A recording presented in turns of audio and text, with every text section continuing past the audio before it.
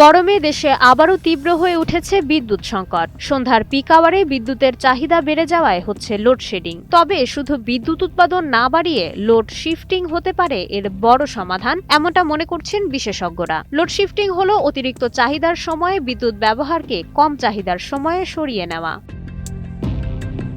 Pick আওয়ারে অর্থাৎ সন্ধ্যায় যখন বাসাবাড়িতে বিদ্যুতের চাপ বাড়ে, তখন বড় বড় শিল্প কারখানার ভারী কাজ বন্ধ রাখা যেতে পারে। ওই সময়ে বিদ্যুতের দাম কিছুটা বাড়িয়ে দিলে কারখানাগুলো দিনের অন্য সময়ে কাজ করতে আগ্রহী হবে। এতে সন্ধ্যার পর বিদ্যুৎ গ্রিডের ওপর অতিরিক্ত চাপ অনেকটাই কমে যাবে।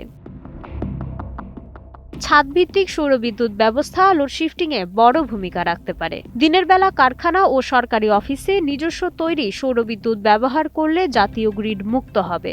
একই সঙ্গে গ্রামীণ অঞ্চলে বায়োগ্যাস ও ভাসমান সৌরবিদ্যুৎ কেন্দ্র স্থাপন করে স্থানীয় চাহিদাও সহজে মেটানো সম্ভব। স্মার্ট মিটারের মাধ্যমে বিদ্যুতের অপচয় রোধ ও সঠিক ব্যবহার নিশ্চিত করতে হবে। পাশাপাশি পিক আওয়ারে দোকানপাট ও অপ্রয়োজনীয় আলোকসজ্জা এবং অতিরিক্ত এসি ব্যবহার কমানো জরুরি। সঠিক পরিকল্পনা ও দক্ষ লোড ব্যবস্থাপনাই পারে দেশকে নিরবচ্ছিন্ন বিদ্যুতের পথে এগিয়ে নিতে, এমনটাই মতামত বিশেষজ্ঞদের।